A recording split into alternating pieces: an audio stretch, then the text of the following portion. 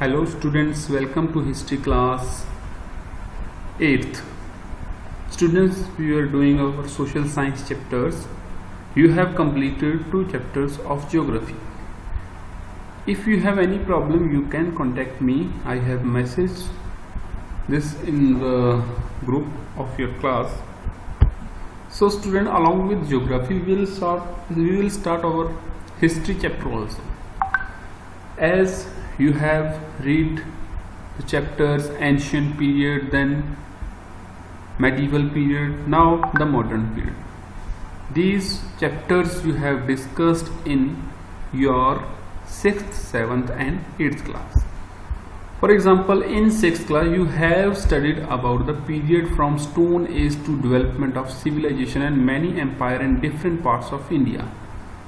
Students, in this chapters in 6th class you have discussed about Mauryan times, Mauryan period, Indus Valley civilization, all these things related to Stone Age to the development of empire, from the early humans, Homo sapiens, to the early empire, that was Mauryan Empire.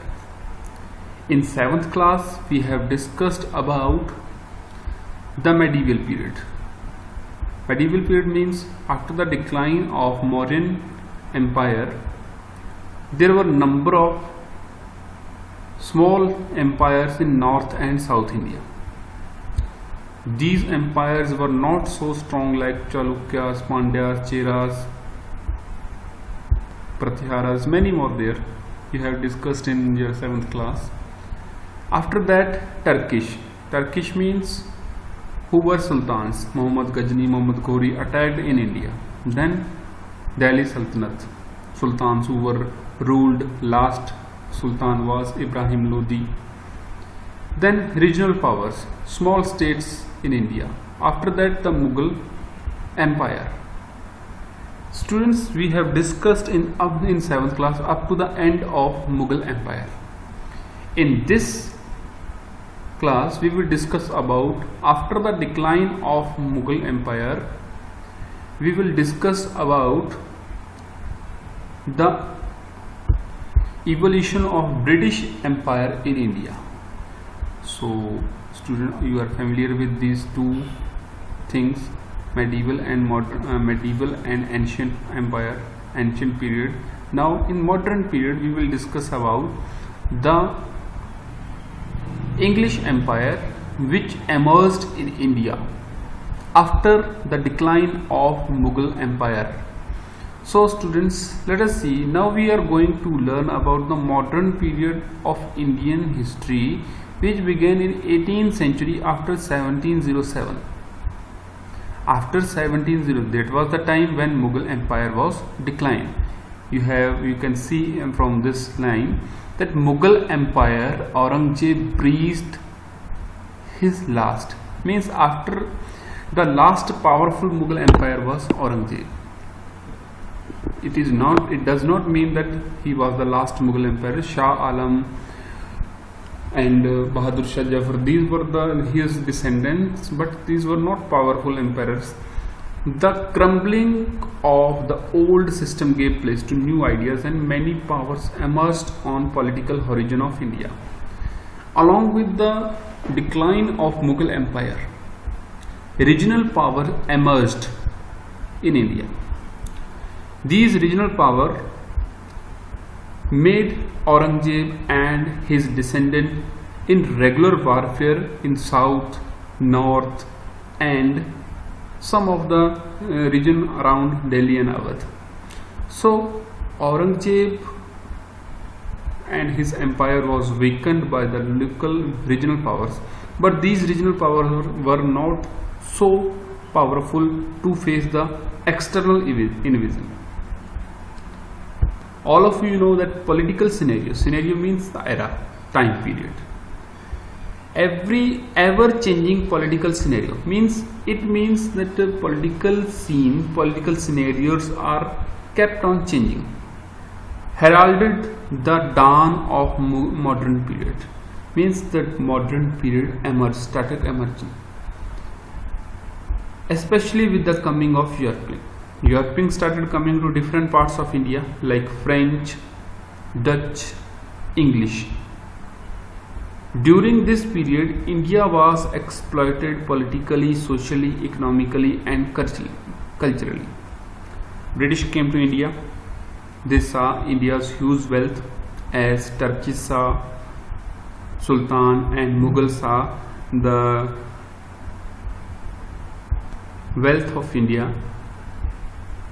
In the same way, European also saw India as a trading center as well as a huge wealth of India, lured them or attracted them to come to India and have a taste of Indian political system.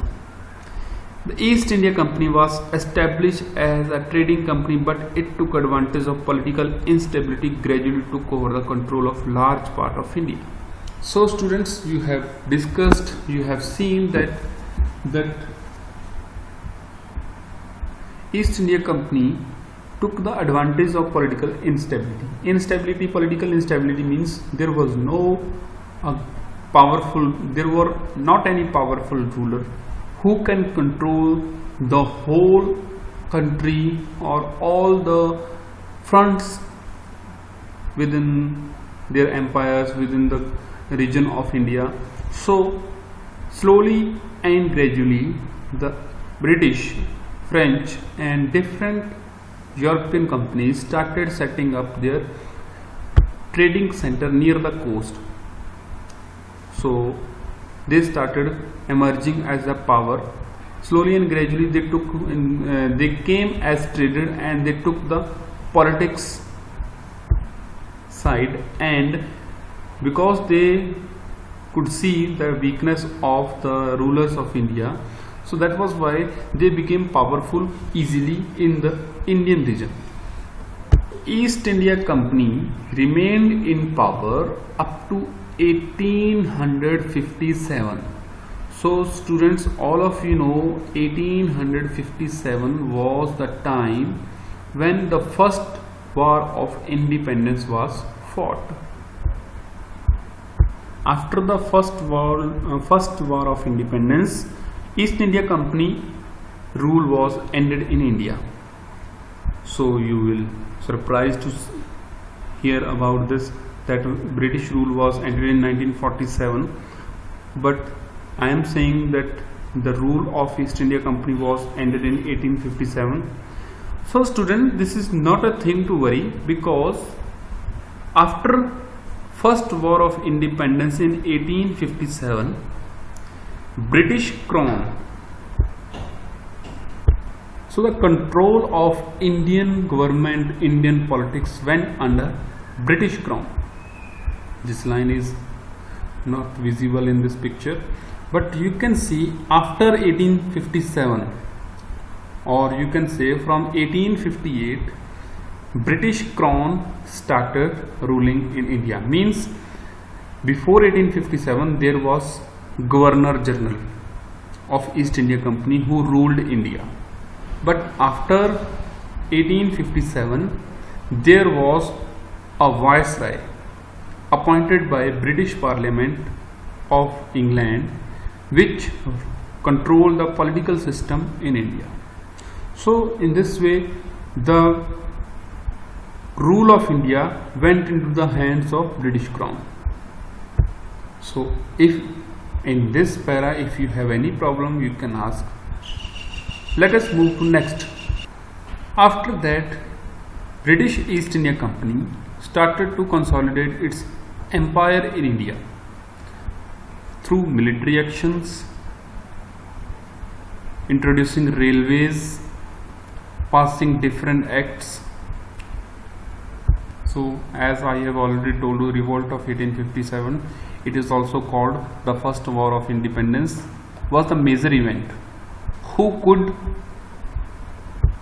the event which could push away the British from India, but the colonial power ruthlessly suppressed this movement.